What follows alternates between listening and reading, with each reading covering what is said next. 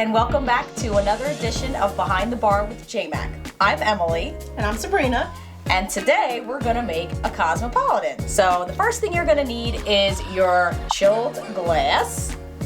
Then you're gonna use a shaker and you're gonna fill it with ice.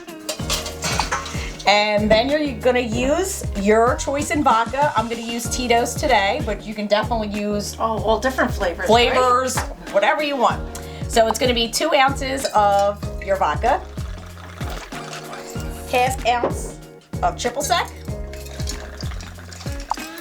Now you can use the Rose's lime juice, but you know I'm gonna fresh squeeze. So much better. I know it is. But the roses would be a little sweeter if you like it on the sweeter side.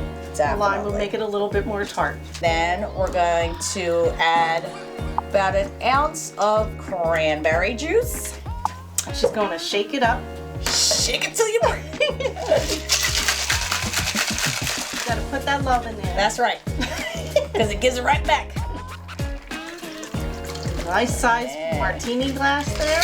There we go. And now we will garnish with a lime. And there you have it. And then we also have, for Mingle, here is the Cosmo version of the non-alcoholic. All you need to do is definitely shaking it up into some ice. yes. I would do it that way. Now you gotta be careful because it is a little bit on the bubbly side, so just a little light.